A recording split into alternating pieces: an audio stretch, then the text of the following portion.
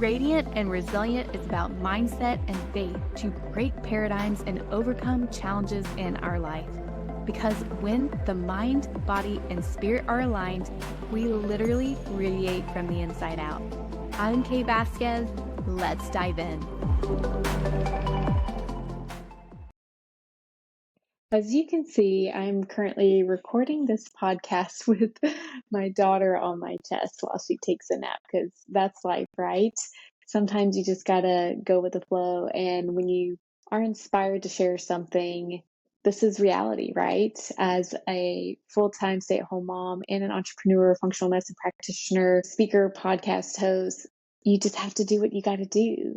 By showing up and recording this podcast, I hope to inspire more ambitious women to keep showing up, to keep doing what they're doing, and realize that they can have both. They can have a family while chasing after their dreams, while going after their purpose, while creating a business. And that's one of the things that God revealed to me on my journey, is that I had this fear that I couldn't have both. I couldn't start a family while building and growing a business and making an impact in the world. But he said, no, you actually can do both. And I'm here to be with you every step of the way. So I want to share something with you that came through to me this morning as I was praying, because I think it's really, really powerful, not just women who are experiencing postpartum, but any stage of their life. As I was praying, God spoke to me. He said, you could either resist what is, or you can be grateful for what is. It's your choice.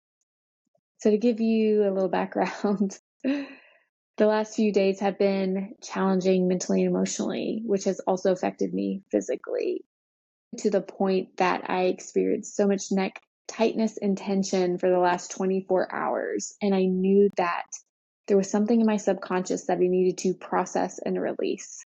So the last couple of days, I was experiencing a lot of overwhelm, a lot of frustration, a lot of fear. And I didn't realize where it was coming from until yesterday. What happened was, I thought that I was finally getting into a flow because I was doing my self-care, exercising, swimming, yoga, and I was optimizing my sleep, getting at least 7 to 8 hours of sleep every night. My husband and I, as I shared in the previous podcast, we've been doing a lot of communicating to make sure that our needs were being met.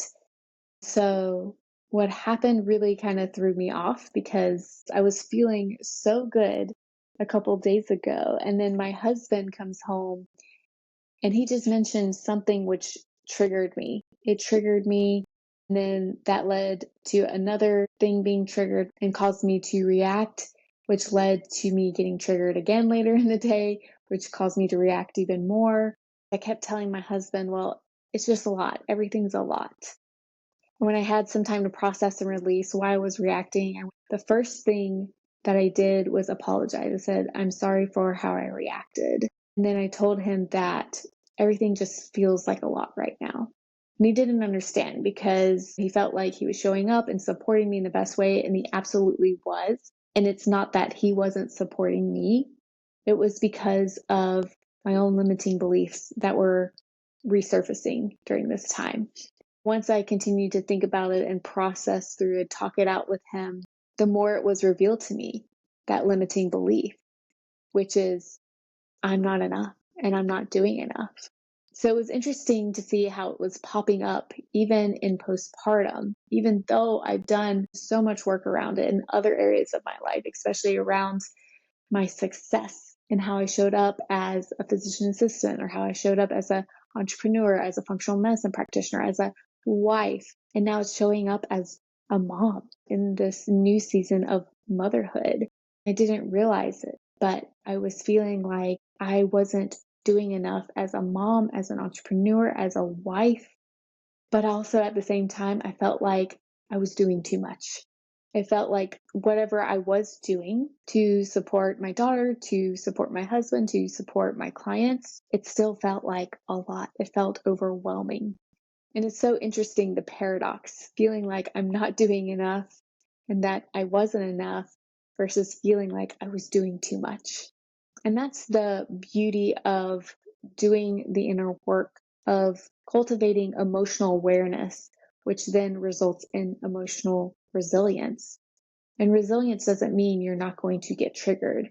It means every time you get triggered, you build that awareness and then you process and release so you can surrender it and give everything up to God. That's resilience. But the last couple of days, I've just been praying to God to reveal what in the subconscious mind I needed to release, but also to fill me up with peace.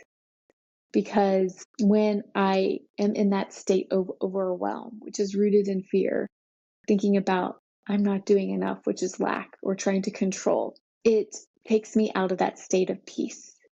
As I finally got to the root of why I was reacting, it finally made sense. It made sense that it all came back to this limiting belief that I'm not doing enough. And I didn't feel like I was good enough to show up as a wife, as a mother, as a practitioner during this time because I just was overwhelmed mentally, emotionally, physically, doing the best I can to restore my energy so I can show up. But I felt like everything was just a lot. Everything was a lot. So I'm going to make this a quick episode because that's just the season I'm in. But I share this because I know there's so many women, especially postpartum, that feel like they're not doing enough.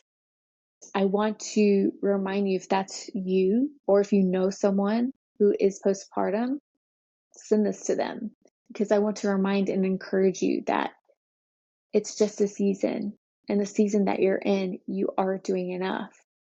Remember, it takes a lot of energy to take care of a little one.